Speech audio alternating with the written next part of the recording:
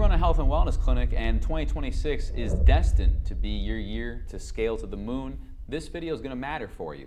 Today we're going to break down business strategy. Okay, we're not going to talk about marketing, sales, anything specific, but we are going to look at 3 fundamental things inside of a business that helps you analyze what's working and what you should throw out the door. So not only are we going to be looking at strategy, we're going to be talking about employees, and then we're also going to look at your personal time. Because as the executive, as the owner, as the founder, your job, if you're watching this channel, is to drive revenue. If you're new here to the channel with us, then welcome in. All we do is talk about how to get health and wellness clinics up to $200,000 or more per month. And we make that claim because we've had clients that have dramatically exceeded those revenues. So we do believe that if you adapt to some of the strategies that we teach here, then you have a much higher probability of reaching different revenue targets that you have set for yourself.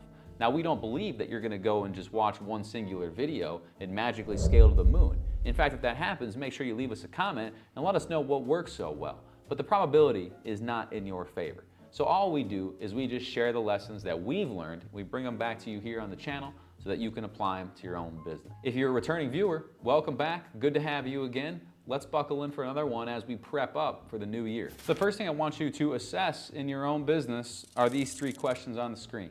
Okay, let's talk through them, and then you can make sure that you do this activity inside of your own business just to make sure that you're actually doing more of what's working and less of what's not working.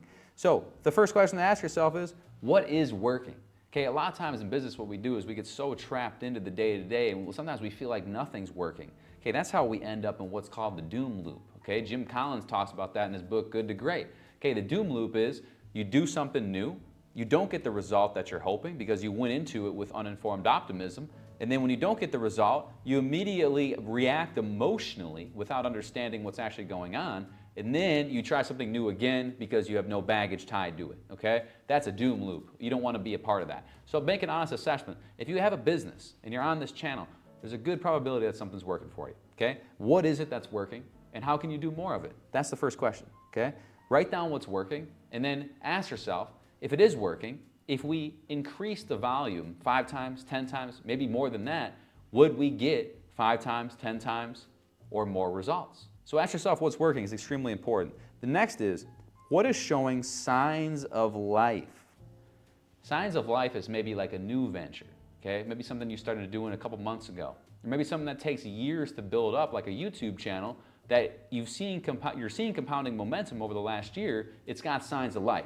You might not be, extremely profitable from that activity yet, but you're noticing the fruits of your labor are starting to compound on one another. So those are things that show signs of life, okay? Now, another thing that might show signs of life is maybe a marketing initiative, maybe a new staff member that you've got, okay? And they're new, so they're not really taking like the whole weight of the business yet, but they're showing signs of life. Now, the third piece is what's not working. They need to delete completely or just like massively like maybe cut down on if you can't delete, okay? So what happens in business is nothing more than a successful action, okay, raised to the 1,000th power. Now, if you're a mathematician, that basically means that it's just a bunch of successful actions over and over and over and over and over, okay? But here's what gets people stuck. People will take an action. They need to test that action. They fail because most actions fail right away, okay? And then they basically give up immediately. So like in that particular case, you need to just stick in the game longer. Now, there are certain things that you are doing just off a habit, okay? That means that you're just doing them because that's always the way you've done them, okay? But here's the thing. If you need to add more successful actions, that means you have to go through either multiplication or through addition. You have to add. So the only way that you can truly add or multiply is also by a little bit of deletion, getting rid of some of the fat, cutting some of the noise, okay? Steve Jobs always said you got to be conscious on signal versus noise, okay? You want to follow the signal. What are you working on? What's going to drive the most to you, okay? Where can you spend all of your time? We're going to talk about that later, okay? but signal versus noise, okay? Most stuff in business is noise. So you gotta discern between signal and noise. Now let's talk about our employees. So when it comes to employees, the first thing that you have to ask yourself is you have to look at all of your staff objectively and you have to ask one question. Number one is, are they holding their weight? Okay, so let's do some math, okay? If you look at how P&Ls in business work, okay? If you make $100,000, okay, a month in revenue, and that's your revenue, and your net is 20 grand, you have a 20% profit margin, okay? 20% net, right? But here's the thing, what people don't think about is they don't think about their employee having to produce much more than they're worth to be able to justify the expense. I'll give you an example. If you hire someone and they cost you 100 grand, okay? And you run a 20% profit margin, okay? That's the salary, hopefully plus a bonus. I'm just using an easy example here. Okay, what does that person have to produce in revenue in order to justify themselves? Well, they have to produce 500 grand. Why? Because 500 grand times 20% is $100,000, okay? So in order to wash that expense, they have to produce $500,000 of revenue, top line, okay? So when that is the case, you need to go ask yourself, even if you have employees that are possibly, not making 100 grand, maybe they're making 40 grand, maybe they're making 50, maybe they're making 60, 70, do the math. Look at your profitability. Is that providing that much upside to your business in terms of retention or attraction? If not, then maybe there is a better incentive model that needs to be renegotiated, or possibly they need to get off the bus, which leads to the second piece. Number two, who needs to be cut? Who's got to be eliminated from the company? Who's been given too many chances, okay? A lot of times as business owners, we get too nice. We get too complacent. It's the same we were talking about before. It's just the way we've always done it, right? So for us, we're just like, well, we'll just hold on to them a little longer. Maybe they'll shape up, But the probability of that is always very low, okay? So I found in my years is that you'll know when somebody needs to go, okay? And more importantly, that usually means if you've hired the right person and they have a good attitude, that usually means you've tried to coach them up, but they're just not getting the outcome. The outcome is not being produced no matter how much energy you're putting into them, okay? So at that point, you need to cut the Band-Aid off or rip the Band-Aid off as fast as you possibly can, because the probability it gets better is very low, okay? It's similar to like salespeople, okay?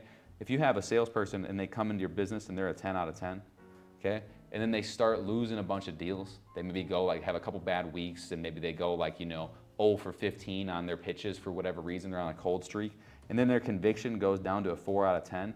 It's much harder to bring that person back up to a 10 out of 10 as comparatively to just finding somebody who's already a 10 out of 10. A lot of times people will lose confidence, lose motivation, especially the more conversations you have with them, okay? So what happens is they might be trying to improve, but there's just so much anxiety inside of that relationship that it just needs to be ripped off, okay? You just gotta start over, find someone fresh, and move on to the next person. Tough conversation, but when you know it to be true, you gotta move quickly instead of slow in order to get that outcome. Now the third thing is who needs to be coached. Okay, this is your signs of life. Okay, people that are doing well in the role and they're showing that they can produce, but they're not quite at the level that you're looking for, okay?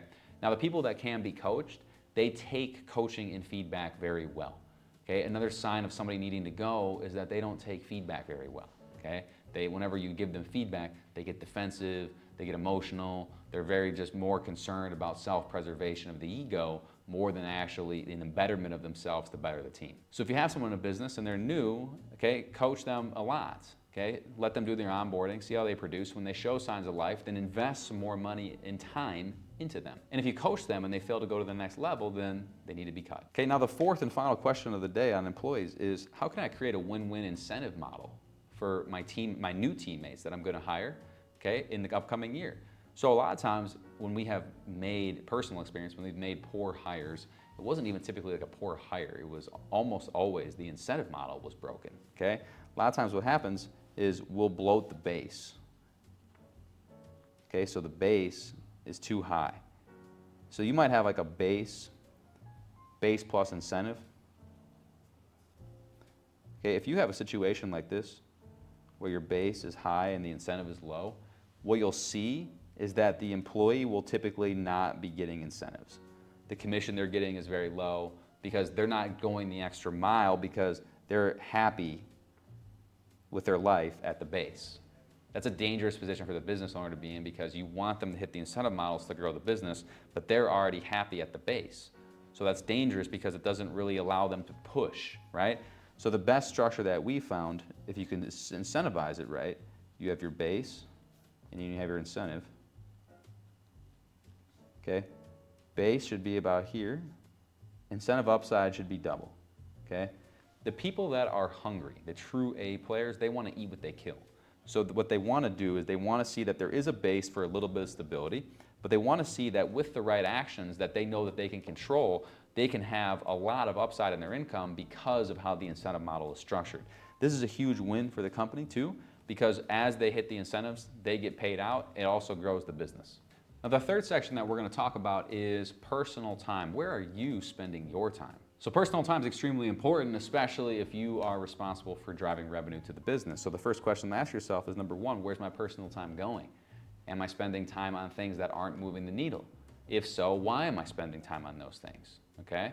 So your personal time needs to be guarded. I've had to work on this. I'm a recovering people pleaser, as they say. I'm very much a yes man. I have been my whole life. And so this has been always one of my biggest struggles, is that I don't value my time enough at certain occasions, okay? So I have to ask myself, where is my time going, right? You need to ask yourself the same. Is it going to things that are moving the needle in the business, or is it going to stuff that's just keeping you busy, okay? Signal versus noise. Go to signal, ignore the noise, all right? So the next thing is, okay, who do I need to hire this year to offload my time, okay? So do I need to make hires? If so, what are they gonna look like? This is all gonna build, all right? The third thing is, what am I best at? So what are the things that I'm best at that no one else can do besides me that'll drive the most revenue to my company? And then the fourth thing is a time study. So let's actually look through all this. So what you first need to do is you need to do a time study. Okay, that's a time audit. What you're gonna do is every 15 minutes, you're gonna document what you're doing, okay? So if you work 9 to 6 every day or 9 to 5 every day, from 9 to 5, you document what you do every 15 minutes. Okay, that doesn't mean you have to change tasks every 15 minutes. Okay, in fact, I hope you're not doing that. But what you're gonna do is you're basically gonna have a laundry list of all the tasks that you're doing. So you'll have at the top, you have task, then you have time, then you have category. Okay, so you also need at the end of the month, or usually I recommend doing a 14-day time study. Okay, 14-day time study. Then you'll have all these X number of times in here. And you'll categorize: marketing, sales, admin, marketing, finance, sales, you know, maybe like HR stuff, okay? And then what you want to do is then you're going to get an understanding of where all your time's going, okay? And then you have to be able to then say, okay, what do I keep? Okay, what do I keep? Okay, it's important to know what you're going to keep because that's what you're best at. That's your unfair advantage. That's what we were just talking about, right? You want to do what drives the most revenue to your business, and ultimately what you're best at, okay? Because when you're best at something, it's hard to be competed with, right? If you think about the guy or gal that has a passion for their work, meaning that like they go home from work and they still keep working. They go home from work on the Friday, they have dinner, and then they're back to work and they're working again Saturday, Sunday. You can't beat that person. And the only way that that person can sustain that type of behavior is because they're passionate about it. They like it. They're best at it. They feel good when they're doing it. So they want to do more of it. How can you put everyone on your team in that seat where they want to dominate because they're naturally inclined to do the thing? When somebody is forced to do the thing, you'll see them, you know, they check out immediately right as the clock hits 5. They're not going the extra mile. They're only comfortable with the base, right? It's very much evident when somebody's passionate about something. Okay, that's what you hold on to. You keep what you're best at. Okay. And then once you complete this time study, you're going to have a full understanding. Who do I need to hire? Do I have people on my team that I can delegate some of these tasks to? I can delegate that. I can delegate that. I can delegate that. Delegate that. That removes all that stuff off my plate, but it's still getting done because some of it will have to be done for the business, but you don't have to do it personally, right? And then from there, what you basically are left with is tasks that you actually want to do. And so you win many different times doing this stuff. Let me show you your first few wins. Number one is you understand time. Okay, time is the most important thing. You can always make more money, as they say. Can't make more time. Okay, so you understand your time. Next piece, this 14 days will be extremely productive for you. Okay, whenever you're on the clock, you're going to notice that you're moving quicker. You're more conscious about what you're working on. You're more aware of how much time is going to these things. So not only are you going to have a macro understanding of your time and your energy, in the micro, in the 14 days of doing this, you're going to be able to have a ton of additional efficiency because you were already knocking out the times. You're like, okay, timer start, I'm working on the task. Okay, I look over the time, it's been a half hour. Cool, document twice, good, keep going, right? So you're very aware. You won't be like, oh, let me check my phone. Oh no, shit, timer's going, you know? You're not gonna check the phone a lot when the timer's going. So you will find, I'm telling you, the 14 days you do this time study, if you choose to do it for 14 days, they will be probably the single most productive business days you've had all year. So it's a great exercise to do, okay? Be selfish with your time, okay? In the sense of like, people are constantly trying to steal your energy. They're trying to take you these different ways, okay? You get all these inbound emails, you get random calls, you know, your car warranty is expiring. Like all these guys are trying to steal your time, okay? So be selfish with your time, understand where your time is going, and I promise as a result you'll make more money, okay? So if you got value from this, make sure you share it forward and also make sure you take action on these ideas. No watching and not moving. Watch the channel, then go do the time study. Don't even go to the next video until you finish the time study, dude. Like, what are you doing? Finish the time study, then go to the next video, and then do the questions that we talked about for your overall business and your staff as well. You might have to have some hard conversations, but at the end of the day, it's gonna lead the business in a better direction, okay? So if you guys got value, make sure you share. By the way, if you want to learn a little bit more about what we do and how we do it for our clients in the agency space, I'll leave some links below for you to check those out. We got a handful of different offers that we could help you and your team with, whether that be consulting or a done-for-you service. So if you got value from this, share the show. We appreciate you being here. And if you want to chat deeper, click the link in the show notes below. Look forward to seeing you soon. Cheers.